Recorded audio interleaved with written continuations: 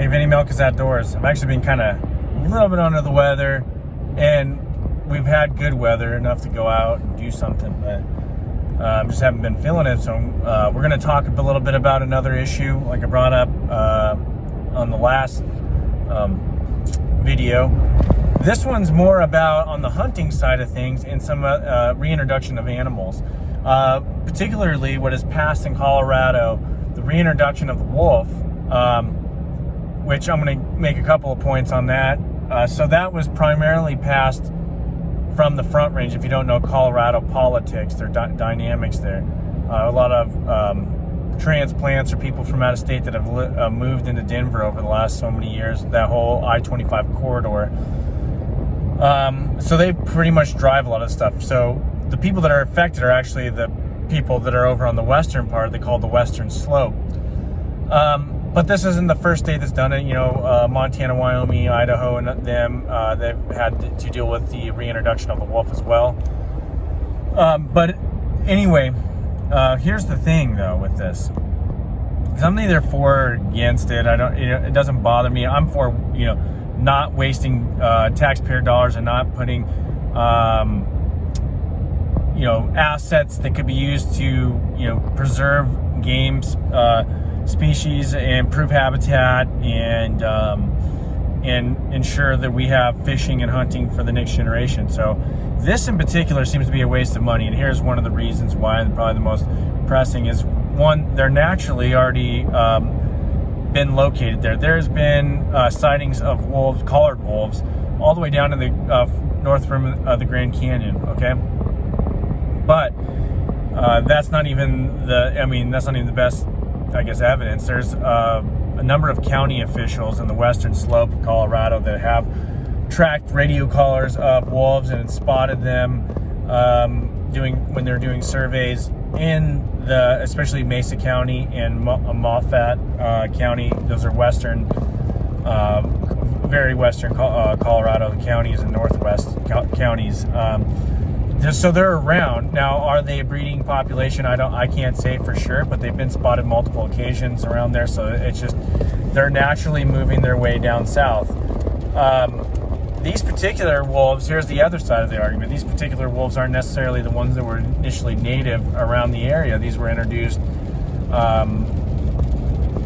and I guess a best way is read the book by Robert Flores about the coyote. And I think he delves into it a little bit, how the wolf that was hunted out of particularly the Rocky Mountain region is not besides if you go further south, because then you have the Mexican gray wolves, and they have been successfully reintroduced there. And they have they have integrated themselves back into the ecosystem fairly well. There's a little bit of clash between ranchers and stuff down there, but it's not terrible. But the one that is reintroduced into the northern Rockies of the United States, anyway, not talking about Canada, is not necessarily the subspecies that was originally there. And Robert Flores goes into this and to the account that the old subspecies used to live alongside the coyote fairly well, and this new one, they tend to have a very adversarial relationship with coyotes. And I've witnessed this, and I've even had hunting guides tell me, watch these wolves attack coyotes. And here's an interesting story. I've heard this one from a credible source. It was actually one of my Marines when I was in the Marine Corps. He was telling me about it. Sitting on a hill while they were elk hunting, and they spotted a mountain lion, which that's rare, right?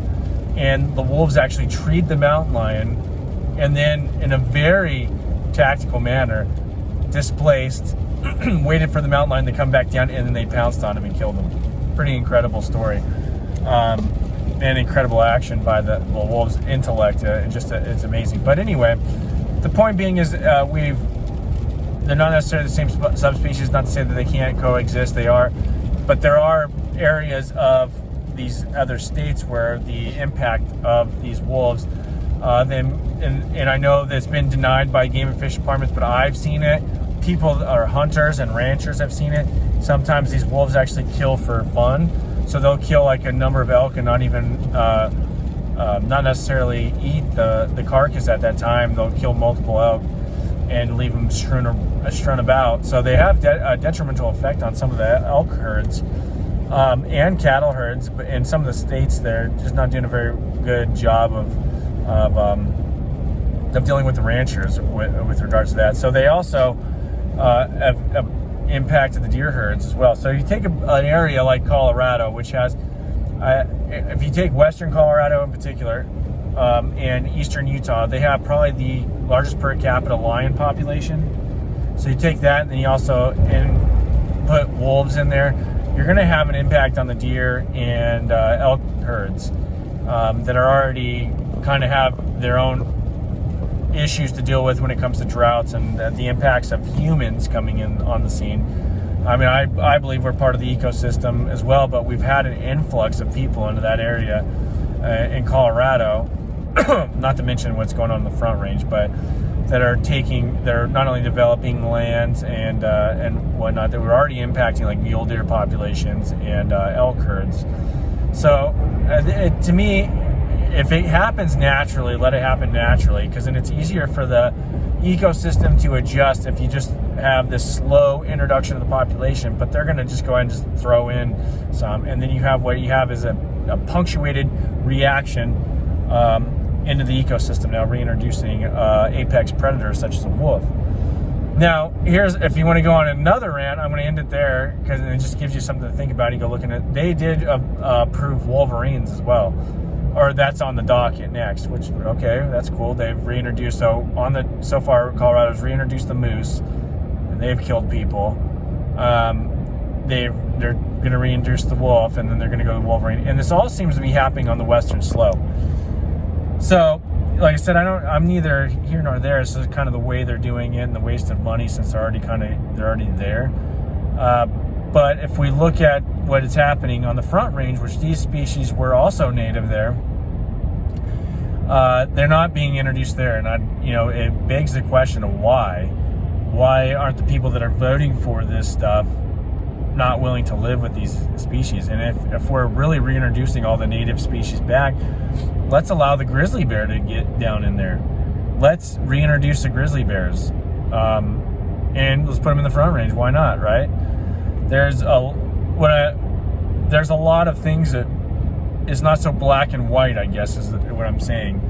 And the more we tend to try to control nature, even though we've already put our thumb on it, there's unintended consequences of that. And that's why I argue with the fish stuff too. Colorado has a really bad track record of trying to eliminate precious, in my opinion, precious game species that are there for whether we like it or not, and waste millions and millions of dollars in an attempt to reestablish native populations that are already there. They're already coexisting with these predator species or other non-native species, and trying to convince us that it's a good thing. And I disagree with that. And we're, I don't know, 57, however many years of some of these species have been introduced are living there in those streams and whatnot. And all we can do, we should just manage what we have now. And if you don't want to do anything more to it, I know that's fine, but wasting all these tens of millions of dollars on eliminating species that we all have grown to love seems just, farcical at times for what we pay the DOW to do.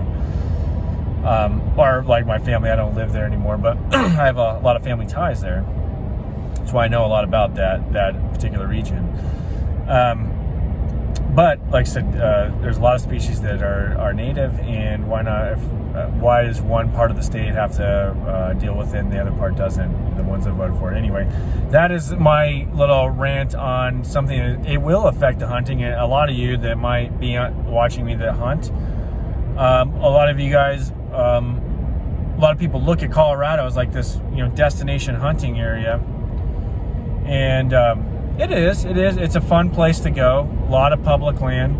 It's a fun place to hunt. It's not easy elk hunting or mule deer hunting, but there are giants in particular areas, and especially mule deer. If you want to go get a big muley, there's some places in Colorado that it's just phenomenal.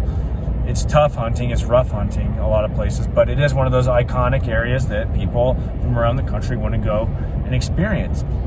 And I have a feeling, I mean, it's already been on the decline, and I know all the old timers always taught everywhere you go out west, you know, everything's been on the decline, and in a sense it is, and maybe they exaggerate a little bit, but and this is gonna put that kind of pressure on it. It's like, well, I don't know what the DOW is, because they're trying to get people to go there to elk hunt, but at the same time they're doing everything possible to destroy the elk herds at times. And like I said, when you just, there's all of a sudden there's a bunch of traffic, but if they go about it in a certain way where they're allowing them to naturally funnel their way down the wolves, then they could probably coexist. But if we're gonna just throw these wolves from Yellowstone into this area, you're gonna have a shock to the system, and it's gonna affect the elk and deer populations, at least for a number of years, until you establish that equilibrium. And I don't know what else to tell you. It's just something to bring to your mind. Like I said, this is an outdoor channel. And we hunt and fish and are involved in all this kind of stuff, and keeping an eye out of things that are going to affect us being able to hunt and fish now and in the future. So anyway, I appreciate the support. We're kind of growing fairly decently here, and I'd like to get it to the point where I can actually make a little cash off this channel and be able to invest in it and do other things, which I'm still trying to do, but it does help having some support. So I appreciate it, and I'll talk to you later. Peace.